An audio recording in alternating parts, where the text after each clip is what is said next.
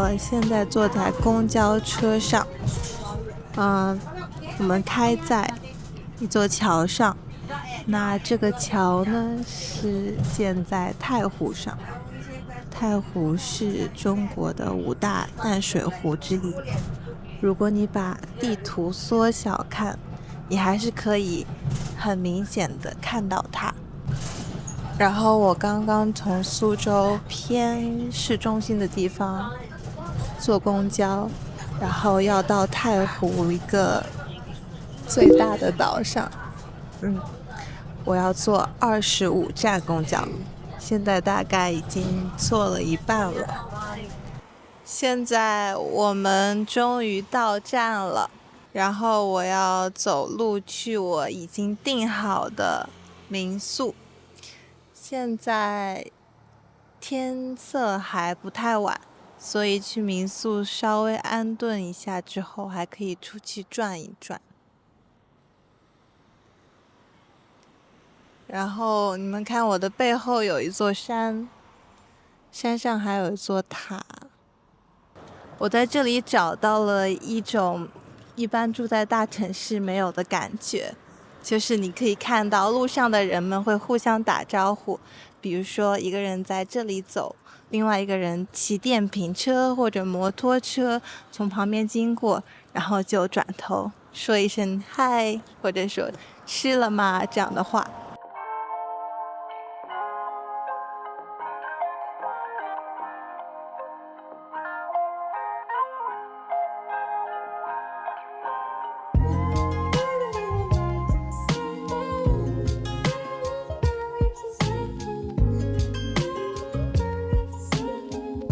刚刚我回酒店整顿了一下，换了一身衣服，然后现在又出来了。我打车到了一个可以看日落的码头，刚刚以为差点来不及了，因为现在已经立秋了，日落的时间大概在6点半左右。还好我们赶到了，现在想找一个比较适合看日落的地方。好像最适合看的那个码头现在已经站满了人，我不确定要不要去凑热闹。我的民宿在的地方很安静，就是当地居民住的地方。不过到了这个看日落的地方，好像就又变成了我熟悉的景区，有很多游客，很多咖啡馆，很多卖东西的小贩，很多打卡点。不过我觉得，出来玩的过程中，这2种地方结合在一起，就是达到了一种平衡，就更好。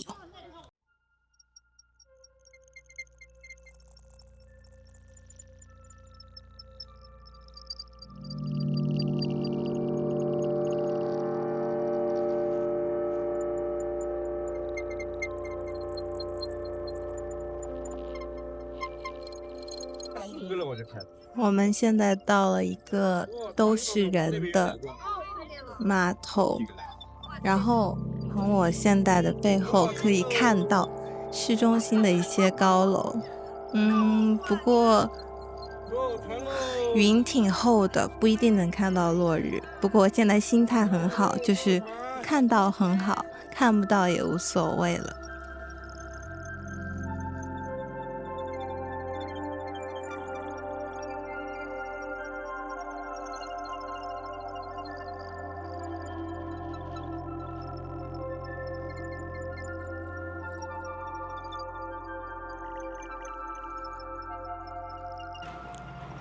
早上好，今天是我到西山的第2天。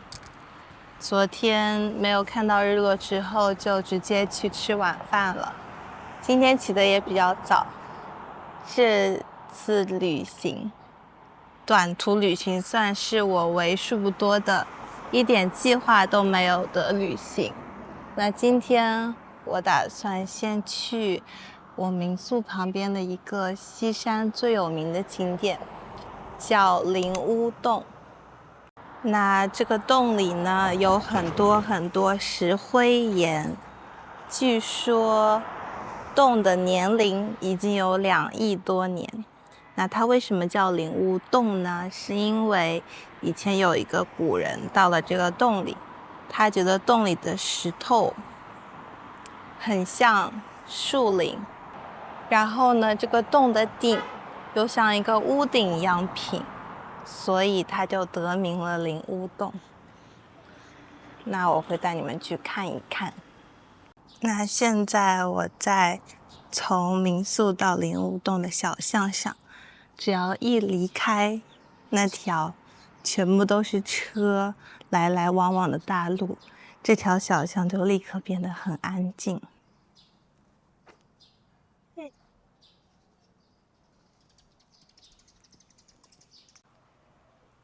一个非常漂亮的民居，我猜也是做民宿用的。丝瓜，它们有黄色的花，然后这样的叫做瓜藤，也比较像弹簧。好大的石榴树。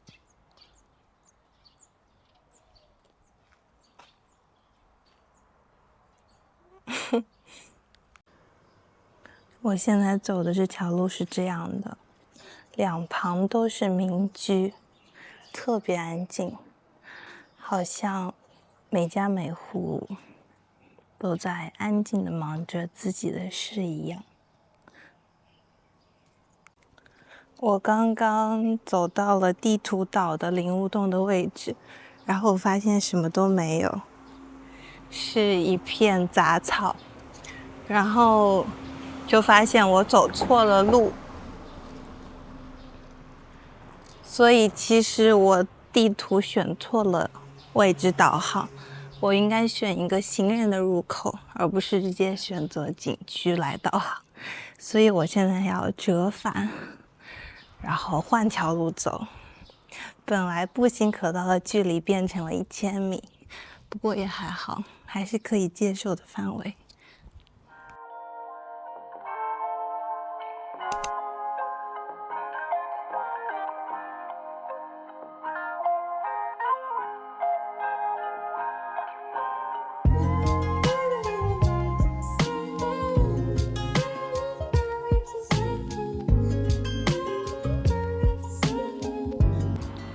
一个废弃的居民健身区，我不知道现在还有没有人用它。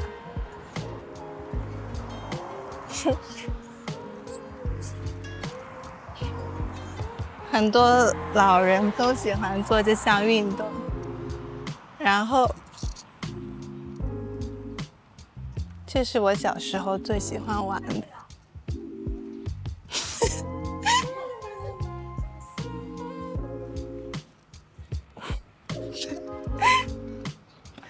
你也可以这样，有不同的玩法。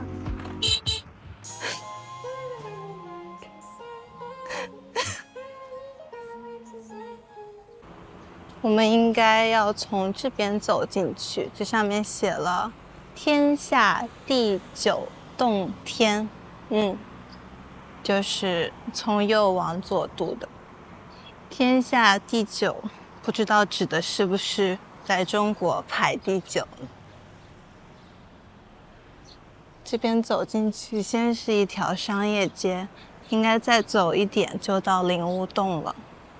我到景点门口了，不过听他们说这个灵乌洞里有灯光秀，但是要1点半才开始，现在还有1小时，所以我们打算先在附近稍微转一下，可能买一个冷饮吃一下，稍微解解热。这个叫冰棒或者冰棍儿，这是我买的，它的名字叫绿舌头，因为当你用嘴里的温度把它含化之后，它会变成像一个绿色的舌头一样，这算是属于我的童年记忆了。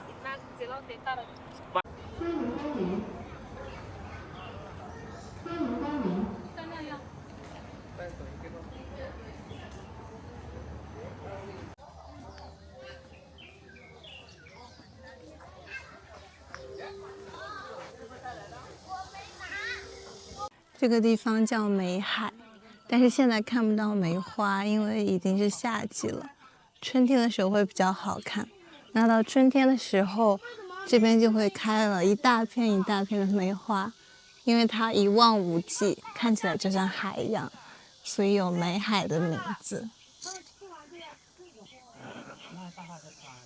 我发现我现在已经失去了一些在人多的景点里享受或者欣赏这个地方的能力，而且旁边一有人走过，我就会不那么自在。所以我现在特意走到这条人还不太多的小路给你们录视频。这边可以看到昨天在大路上看到的那一座塔。我听说灵乌洞是冬暖夏凉，就是夏天外面是30度高温的时候，里面就像开了空调一样。我现在汗如雨下，迫不及待的想进去乘乘凉。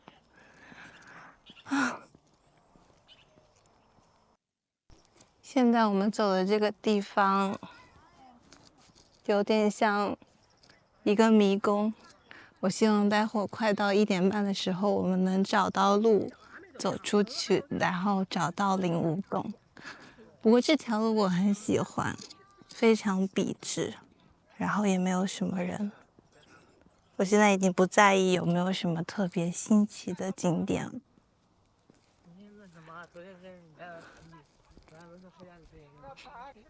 那边的远处有一些民居，非常显著的江南建筑风格。现在我们到了一片看起来有点废旧的盆栽区，这样看过去好像就这一棵还比较好看。不过大部分盆栽看起来都没有人照顾，没有人修理。只有这一片盆栽它们有遮阳棚，但是这边一片没有，不知道为什么。好，我们现在往灵乌洞走吧。这个点应该人很多。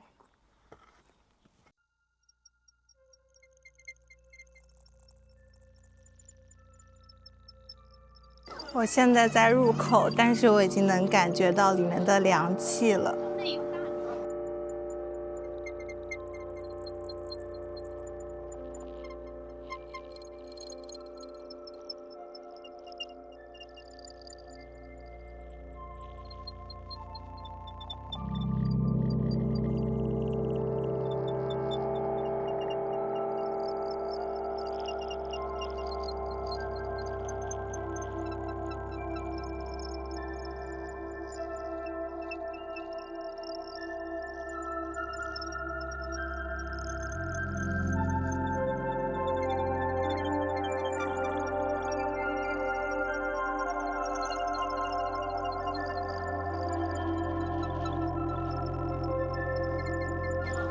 我现在从灵乌洞出来了，整个过程呢，我不知道怎么说，因为人太多了。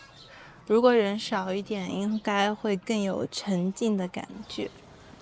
我们现在到了另外一个景点，不过现在下雨了。下雨的好处就是人会少一点，然后天气也会凉快不少，而且没有风的时候，下雨就是完美的。本来想在这家餐厅吃饭，但是它好像关门了，只有门口2只小猫在这边。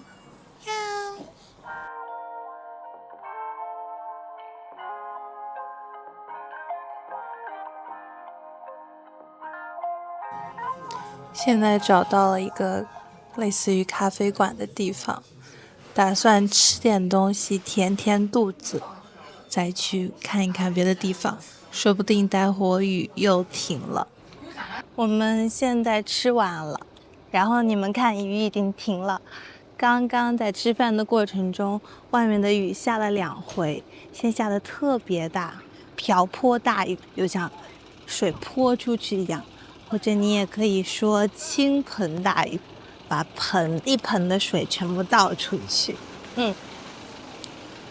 但是虽然已经下了2场雨，现在我们出来，雨已经完全停了，所以这也让我想到，有时候真的提前担心一件事情没有必要，因为你确实不知道下一秒会发生什么。好像今天我在这个视频里讲了很多和天气相关的东西，我发现日常生活真的确实和天气息息相关，因为它就和我们的身体的感受还有我们的心情相关。说真的，这个地方比刚刚的灵雾洞清静多了，而且还是在湖边，我特别喜欢。现在在一座像山一样的地方，这个地方叫做石公山。现在的温度刚刚好，因为刚下过雨。哇，这边好美啊！而且还可以看到从云朵透下来的光。那边有一座小岛。大雨可以消除炎热，但是消除不了可恶的蚊子。我特别想念我在苏格兰的时候，因为那里几乎没有蚊子。人少的坏处就是蚊子没有别人可以咬，只能咬你。所以我现在才到这个地方没多久，就被咬了5、6个蚊子包了。这条路可以通往一个景点，但我觉得现在地比较滑，我应该要放弃这条路了。拜拜。现在我走上了一座桥，这上面有2小头石狮子。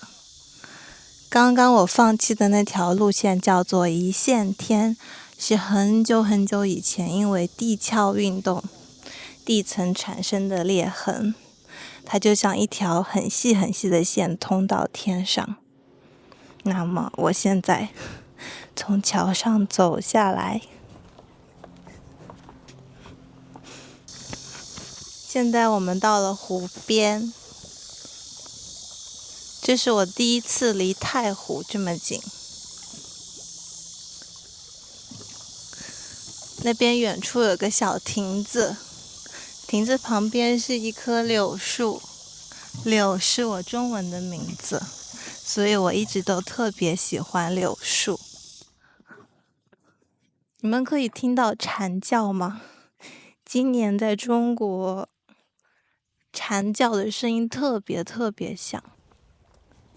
哇，这边好漂亮，而且没有人。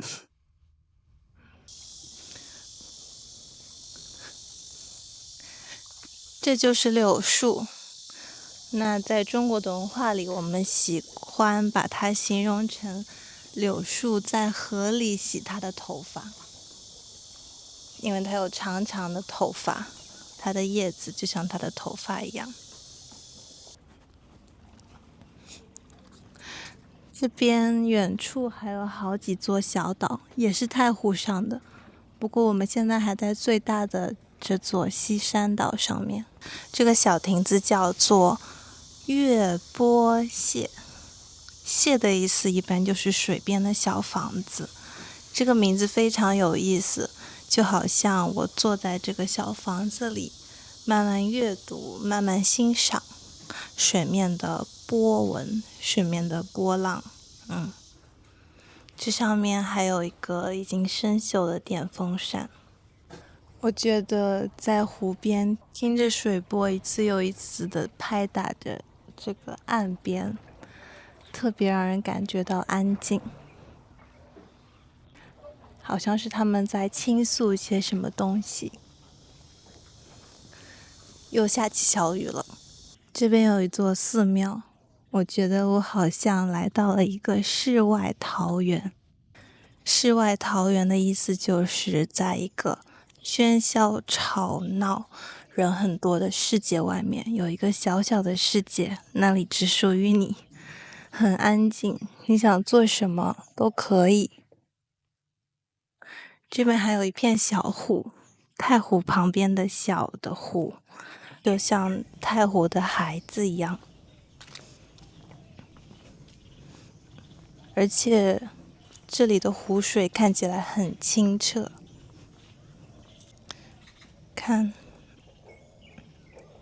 你可以看到这些树在湖面上的倒影，树映在湖面上的影子。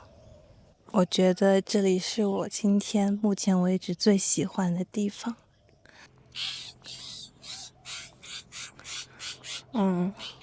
我真的不敢相信这里一个人都没有。我现在怀疑刚刚听到的雷声并不是雷声，而是湖面上那些船发出的启动船的声音，有可能。然后我们现在又马上就走到太湖边的小路上，这一块的湖飘了很多水中的植物。